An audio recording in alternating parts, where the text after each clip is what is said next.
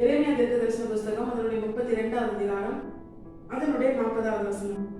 அவர்களுக்கு நன்மை செய்யும்படி நான் அவர்களை விட்டு பின் வாங்குவதில்லை என்கிற நித்திய உடன்படிக்கையை அவர்களோட பண்ணி, அவர்கள் என்னை விட்டு அகன்று போகாதபடிக்கு எனக்கு பயப்படும் பயத்தை அவர்கள் இருதயத்திலே வைத்து.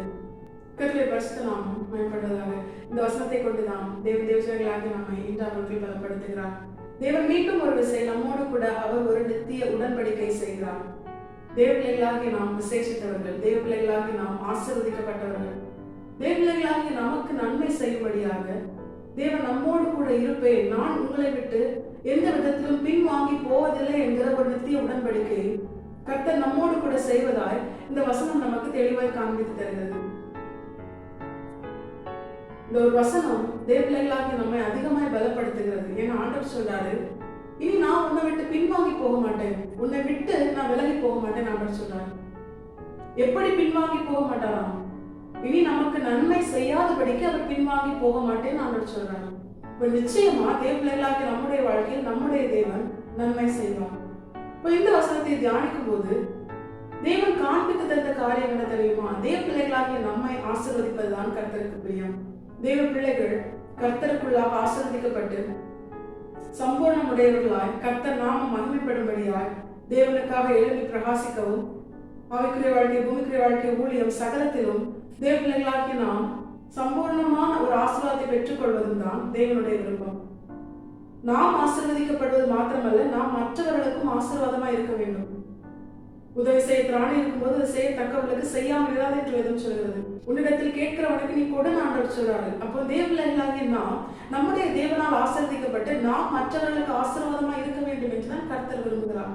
இந்த நாளில் இந்த காலை வேளையிலே இந்த வசனத்தை மீண்டும் ஒரு விஷயம் தேவன் நமக்கு வாக்குத்தத்தமாய் தருகிறார், நமக்கு நினைப்பூட்டுகிறார், நம்மை பலப்படுத்துகிறார்.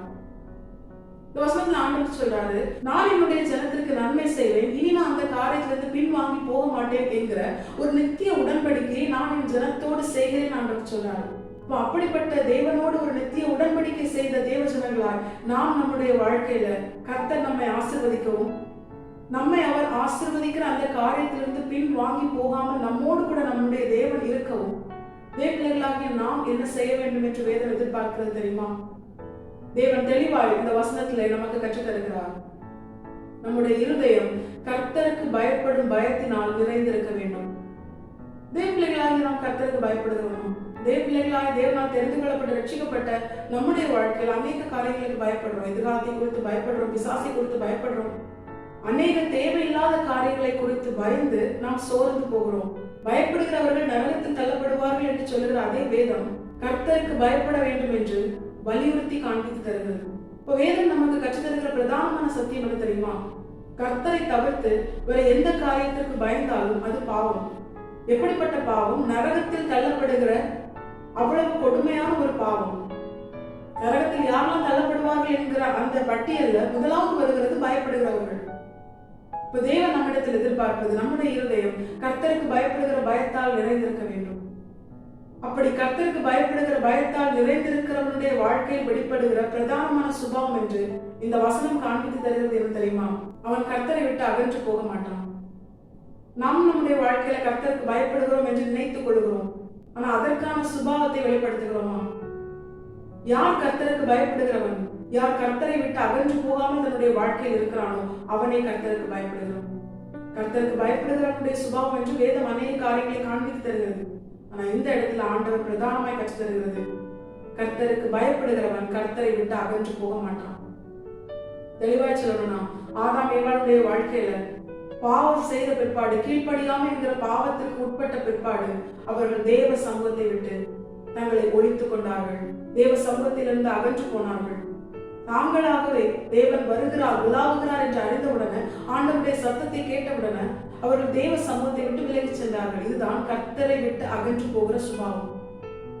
அவர்கள் பாவத்தை நிமித்தம் பயந்து அகன்று போனாங்க. நம்முடைய வாழ்க்கையிலும் எப்பொழுது கர்த்தருக்கு பிரியமில்லாத பாவம், கர்த்தருக்கு பிரியமில்லாத கிரியைகள் நம்முடைய வாழ்க்கையில நமக்குள் வருகிறதோ, நாம் அதை செய்கிறோமோ, யார் பாவம் செய்கிறானோ அவன் தான் கர்த்தரை விட்டு அகன்று போவான். அவனுக்குள்ள கர்த்தருக்கு பயப்படுகிற பயம் இல்லை. எவன் ஒருவன் கர்த்தருக்கு பயப்படுகிறானோ அவன் கர்த்தருக்கு பிரியமில்லாத கிரியைகளை செய்ய மாட்டான். யோசேப்பு தன்னுடைய வாழ்க்கையில் தன்னுடைய உத்தமத்தை தன்னுடைய பரிசுத்தத்தை காத்துக்கொண்ட பிரதானமான நோக்கம், இவ்வளவு பெரிய பாவத்தை என் கர்த்தருக்கு என்னோடு கூட இருக்கிற என் தேவனுக்கு விரோதமாய் நான் எப்படி செய்வேன் என்று சொல்லி அவன் அந்த பாவத்தை விட்டு விலகி சென்றான். நம்முடைய வாழ்க்கையில் யோசேப்பை போல கர்த்தருக்கு பயப்படும் பயம் நம்முடைய இருதயத்தில் இருந்ததே. ஆனால் கர்த்தர் என்னோடு கூட இருக்கிறார், என்னை ஆசீர்வதிப்பதே அவருக்கு பிரியம், அதிலிருந்து அவர் பின் வாங்கி போக மாட்டேன் என்று என்னோடு கூட நித்திய உடன்படிக்கை செய்திருக்கிறார் என்பதை உணர்ந்து நாம் நம்முடைய வாழ்க்கையில கர்த்தருக்கு பயப்படும் பயத்தால் நம்முடைய இருதயம் நிரப்பப்பட்டதாய் காணப்பட வேண்டுமானால் வேத வசனங்கள் நம்முடைய இருதயத்துல நிரம்பி இருக்கணும். ஏன்னா வசனம் தான் கர்த்தரை குறித்த ஒரு தெளிவான அறிவை நமக்கு தருகிறது. எது கர்த்தருக்கு பிடிக்கும் பிடிக்காது, எந்த காரியத்தை செய்தால் கர்த்தர் கோபம் அடைவார், அப்படிப்பட்ட காரியங்களை நமக்கு வேதம் தான் காண்பித்து தருகிறது. நாமும் நம்முடைய வாழ்க்கையில வசனத்தை வாசித்து அந்த வசனத்திற்குள்ளாக நம்மை நடத்துகிற பரிசுத்த ஆவியானவரால் நிரப்பப்பட்டிருந்தோமே ஆனால் நம்முடைய வாழ்க்கையிலும் கர்த்தருக்கு பயப்படும் பயம் நம்முடைய இருதயத்திலே நிரப்பப்பட்டதாக இருக்கும். அப்படி நம்முடைய வாழ்க்கையில் நம்முடைய இருதயம் கர்த்தருக்கு பயப்படுகிற பயத்தால் நிரம்பி இருந்ததே ஆனால் வேதம் சொன்ன பிரகாரமே நாம் கர்த்தரை விட்டு அகன்று போக மாட்டோம். அப்படின்னா என்ன? நாம் பாவம் செய்ய மாட்டோம். பாவம் செய்கிறவனை கர்த்தரை விட்டு அகன்று போகிறான். துன்மார்க்க நீதிமான்களின் சபையில் நிலைநிற்பதில்லை என்று சங்கீதம் 1ஆம் அதிகாரம் தெளிவாக சொல்கிறது. நம்முடைய வாழ்க்கையிலும் பாவம் செய்து கர்த்தரை விட்டு விலகி போகிற, தேவனை விட்டு அகன்று போகிற அந்த பொல்லாத கிரியைகளை நாம் நம்முடைய வாழ்க்கையில செய்யாதபடிக்கு இந்த வசனத்தால் நம்முடைய இருதயம் நிரப்பப்பட்டதால், இந்த வசனத்திற்குள்ளாக நடத்துகிற பரிசுத்த ஆவியானவரால் நாம் பலப்படுத்தப்பட்ட தேவ ஜனங்களால் நாம் நம்முடைய வாழ்க்கையில் கர்த்தருக்கு பயப்படும் பயம் நம்முடைய இருதயத்தில் நிரப்பப்பட்டதாக நாம் காணப்பட்டோமே ஆனால் நிச்சயமாய் இந்த வசனத்துல தேவன் நமக்கு தந்த வாக்குத்தத்தத்தின் பிரகாரமே நம்முடைய தேவன் நமக்கு நன்மை செய்து நமக்கு நன்மை செய்கிற காரியத்திலிருந்து அவர் பின் வாங்கி போகாமல் நம்மோடு கூட இருந்து நம்மை ஆசீர்வதித்து நம்மை மற்றவர்களுக்கு ஆசீர்வாதமாய் மாற்றுகிற ஒரு நித்திய உடன்படிக்கை அவர் நம்மோடு கூட செய்கிறார். நிச்சயமாய் நம்முடைய தேவன் அவர் நம்மை வந்து அழைத்து சென்று அவரோடு கூட நித்தியமாய் நித்திய ஜீவனிலே வாழ செய்யும் வரைக்கும் இந்த உடன்படிக்கை மீறாதபடிக்கு நம்மோடு கூட இருந்து நம்மை ஆசீர்வதித்து நம்மை உயர்த்தி நம்முடைய தேவன் மகிமைப்பட்டு நம்மை மற்றவர்களுக்கு ஆசீர்வாதமாய் மாற்றுவது அதிக நிச்சயம். கர்த்தர் இந்த வசனத்தை கேட்டு நம் அனைவரையும் ஆசீர்வதித்து வழிநடத்துவாராக. கர்த்தருடைய பரிசுத்த நாமம் மட்டுமே மகிமைப்படுவதாக. மாரநாதா இயேசு வருகிறார், ஆயத்தமாகவும் ஆயத்தப்படுத்துவோம். என்பலன் ஒன்றுமில்லை என்று நான் அறிவேன், அவர் பலனின்றும் குறையவில்லை.